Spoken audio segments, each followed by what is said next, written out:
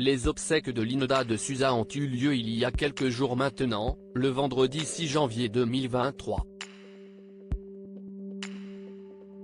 Si des milliers de fans se sont déplacés pour partager l'événement et la peine immense de son fils João, avec qui les relations étaient parfois tendues, ce n'est pas le cas de tout le monde.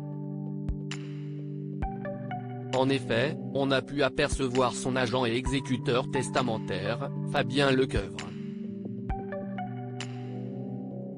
Mais à l'exception de ce dernier, aucune personnalité notable du show business ne cesse de déplacer jusqu'à l'église Saint-Gervais-Saint-Protais à Gisors, dans l'Eure, là où résidait la star des années 1980 jusqu'à sa disparition.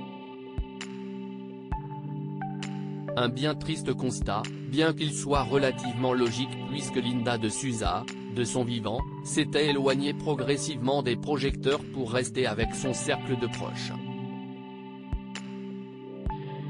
On n'a pu voir que quelques responsables politiques. Si la dernière volonté de Linda de Souza alors qu'elle était vivante, à savoir pouvoir s'installer dans un couvent pour pouvoir finir sa vie paisiblement, n'a pu être respectée, celle de son fils João, elle, a été tenue. Il avait en effet demandé à tous les fans de la chanteuse de se rendre à l'enterrement avec des fleurs naturelles bien précises. Rappelons que la star franco-portugaise est décédée dans la matinée du 28 décembre dernier, seulement quelques heures après avoir été admise aux urgences pour une détresse respiratoire, à l'hôpital de Gisors, 27. Malheureusement trop tard. Elle était atteinte du Covid-19 au moment de sa disparition, qui a provoqué une vive vague d'émotions et d'hommages en tout genre. Celle qui avait également fait une tentative de suicide dans sa jeunesse a fini par s'en aller.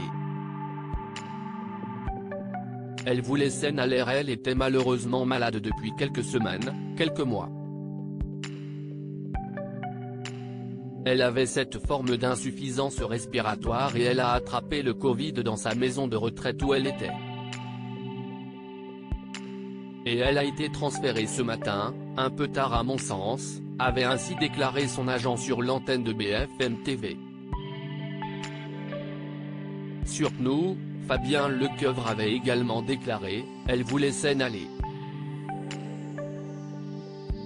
Elle m'avait demandé la semaine dernière de lui trouver un couvent, elle était devenue très religieuse, elle faisait ses prières pratiquement toutes les 2 heures.